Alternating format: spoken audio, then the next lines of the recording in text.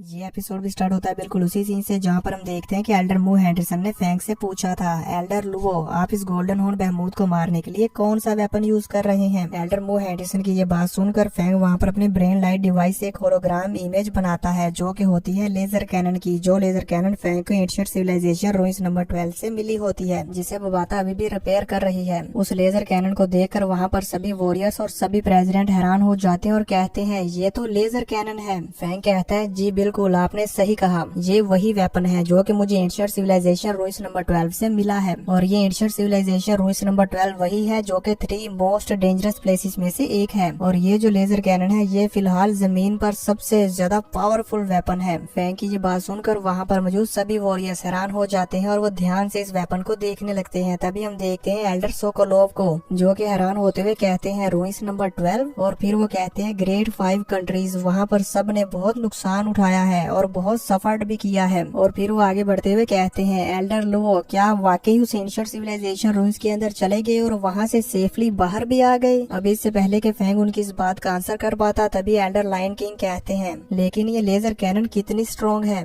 तभी कमांडर जिया भी आगे बढ़ते हुए कहते हैं लू और फैंग इस लेजर कैनन का ग्रेड कितना है, क्या आपको इसके बारे में पता है। कमांडर जिया की ये बात सुनकर चाइना के प्रेसिडेंट और अमेरिका के प्रेसिडेंट भी हैरान हो जाते हैं। तभी हम फैंग को देखते हैं जो कि कमांडर जिया की ये बात सुनकर उनकी तरफ अपना रुख करता है। तभी वहाँ पर बबाता भी आ जाती है और कहती है इन्हें बताओ कि इसका ग्रेड B6 है। बबाता की ये बात सुनकर फैंग भी कहता है कि इस लेजर कैनन का लेवल B6 है। कमांडर जिया फैंग की ये बात सुनकर पहले तो थोड़ा सा सोच में पड़ जाते हैं और फिर कहते हैं लेवल B6 और फिर अचानक से खुश होते हुए कहते हैं इंसानियत को अभी भी बचाया जा सकता है। कमांडर जिया को इस तरह से खुश और हैरान होता हुआ देखकर वहाँ पर मौजूद सभी एल्डर्स भी हैरान हो जाते हैं। तभी हम देखते हैं एल्डर जी साइड को जो कहते हैं कमांडर जिया इस लेजर कैनन का ये लेवल B6 एग्जैक्टली कितना स्ट्रॉन्ग है। एल्डर ये साइड की ये बात सुनकर कमांडर जिया आगे बढ़ते हुए कहते हैं कि इन लेजर कैनन्स की पावर्स के बारे में जितना मैंने पढ़ा है उससे मुझे तो ये मालूम है कि एंशिएंट सिविलाइजेशन रुइंस के इस यूनिवर्स में हर किसी लेजर कैनन को 3 लेवल्स में डिवाइड किया गया है, लेवल A, B और C। और फिर वो वहाँ पर इन लेवल्स के बारे में बताने लगते हैं कि आखिर ये लेवल्स कितने स्ट्रॉन्ग हैं। वो कहते हैं कि ये जो लेवल A की लेजर कैनन्स होती है वो किसी भी ordinary star traveller level fighter को आसानी से मार सकती है और ये जो लेवल 6 है ये स्टार लेवल के बराबर है, जिसका मतलब कि ये B6 level laser cannon star level 6 के फाइटर को किल कर सकती है। कमांडर जिया की ये बात सुनकर वहाँ पर मौजूद सभी वॉरियर सोच में पड़ जाते हैं और कहते हैं लेवल 6। फिर वो खुश होते हुए कहते हैं वाकई ही ये वेपन काफी स्ट्रॉन्ग है। तभी हम एल्डर मू हैंडरसन को देखते हैं जो कमांडर जिया से कहते हैं लेकिन इस लेजर कैनन का डायामीटर तो बहुत छोटा है, क्या ये लेजर कैनन अपने इतने छोटे से डायामीटर के साथ उस गोल्डन हॉर्न बहमूद को मार सकती है।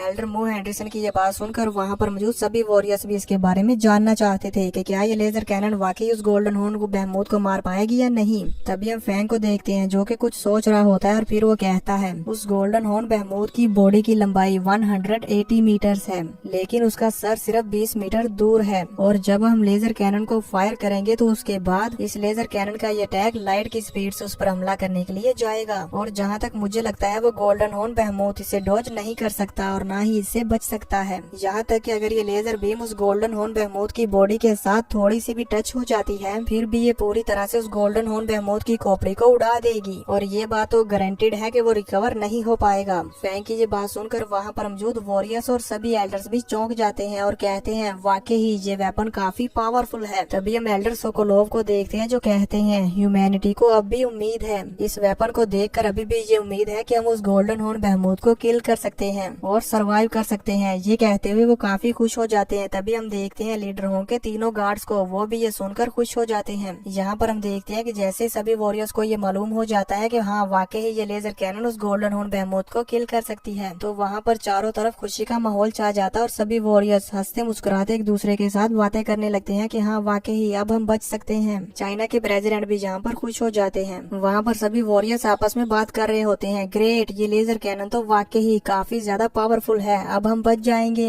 तभी हम लीडर होंग को देखते हैं जो कि इन सभी एल्डर्स और वॉरियर्स को खुश हुआ देखकर खुश हो जाते हैं और फिर फैंग के कंधे पर हाथ रखते हुए कहते हैं लू और फैंग तुम्हारा शुक्रिया, तुम वो हो जिसने इंसानों की उम्मीद को दोबारा से जिंदा किया, नहीं तो ये सब लोग तो अपनी उम्मीद हार चुके थे कि हम जिंदा भी बचेंगे। लीडर होंग की ये बात सुनकर फैंग कहता है हाल मास्टर। अब इससे पहले कि फैंग इससे आगे कुछ भी कह पाता तभी लीडर होंग कहते हैं मुझे हाल मास्टर मत कहो, तुम भी मुझे ली शेन की तरह ब्रदर होंग कह सकते हो। लीडर होंग की ये बात सुनकर सुनकर फैंग भी खुश हो जाता है और कहता है हाल मास्टर। अब यहाँ पर लीडर होंग और लुवो फैंग आपस में बात करने ही वाले होते हैं कि तभी एल्डर सोकोलोव कहते हैं, एल्डर लुवो क्या हम लेजर कैनन को देख सकते हैं? एल्डर सोकोलोव की ये बात सुनकर फैंग बबाता से कहता है, बबाता क्या तुमने लेजर कैनन को रेडी कर लिया? यहाँ पर हम देखते हैं कि बबाता ने उस लेजर कैनन को बस रेडी कर ही लिया होता है, इसलिए वो कहती है हाँ ये तकरीबन फाइनल प्रोसेस में है। बबाता की ये बात सुनकर फैंग कहता है, एवरीवन प्लीज थोड़ा सा इंतजार करें। अब यहाँ पर ये सभी लोग शांति से इंतजार कर ही रहे होते हैं कि तभी अचानक से वहाँ मॉनिटर पर एक वीडियो प्ले होती है, जिसे देखकर ये सभी लोग जल्दी से उसकी तरफ देखते हैं, जहाँ पर हम देखते हैं कि इस वीडियो में वो गोल्डन हॉर्न बेहमोथ बाकी सभी सिटीज पर अटैक कर रहा होता है और उन सिटीज को डिस्ट्रॉय कर रहा होता है। गोल्डन हॉर्न बेहमोथ को इस तरह से तबाही मचाता हुआ देखकर कोई एल्डर उनमें से कहता है, वो गोल्डन हॉर्न बेहमोथ सब कुछ डिस्ट्रॉय कर रहा है। तभी वार गॉड पैलेस का ये सिस्टम मॉनिटर पर एक 9 मिनट का काउंटडाउन दिखाते हुए कहता है, ये गोल्डन हॉर्न बेहमोथ मिस्ट आइलैंड पर मौजूद ह्यूमंस की तरफ बढ़ रहा है। इसकी स्पीड 15,000 मीटर्स पर सेकंड है। एस्टिमेटेड टाइम 9 मिनट्स, यानी कि ये गोल्डन हॉर्न बेहमोथ 9 मिनट्स में वहां तक पहुंच जाएगा। इस गोल्डन हॉर्न बेहमोथ की इतनी ज्यादा स्पीड को देखकर एल्डर ये साइड कहते हैं कि वो गोल्डन हॉर्न बेहमोथ बहुत फास्ट है। कमांडर जिया कहते हैं कि हमें उसे हैंगजिया में एंटर होने से पहले पहले मार देना चाहिए। तभी एल्डर सोकोलोव कहते हैं, लुवो फैंग और कितना टाइम लगेगा? एल्डर की बात सुनकर फैंग कहता है, बबाता अब हमारे पास ज्यादा टाइम नहीं है। अब हमें बबाता का सीन दिखाया जाता है, जहाँ पर हम देखते हैं कि बबाता अभी भी पुराने मलबे में से कुछ मटेरियल्स ढूंढ रही होती है ताकि वो उस लेजर कैनन को रिपेयर कर पाए, और उसे वो फाइनल मटेरियल भी मिल जाता है जिससे वो उस लेजर कैनन को कम्प्लीटली रिपेयर कर लेती है, और फिर उसके अंदर एक सॉफ्टवेयर इंस्टॉल करने लगती है जिससे कि उस लेजर कैनन को यूज कर पाए। बबाता उसके अंदर वो सॉफ्टवेयर इंस्टॉल करने की काफी कोशिश कर रही होती है, लेकिन हर बार वहाँ पर एरर आ रहा होता है, जिसे देखकर बबाता अपना सर पकड़ लेती है। तो वहीं दूसरी तरफ हम देखते हैं कि काउंटडाउन में सिर्फ 8 मिनट बाकी बचे होते हैं, जिसे देखकर बबाता और भी घबरा जाती है और जल्दी जल्दी से उस लेजर कैनन के अंदर सॉफ्टवेयर इंस्टॉल करने लगती है। तभी हमें दूसरी तरफ उस गोल्डन हॉर्न बेहमोथ का सीन दिखाया जाता है, जो कि बड़ी तेजी के साथ हैंगजिया की तरफ ही आ रहा होता है। फैंग उसे देखकर गुस्से में कहता है, बबाता।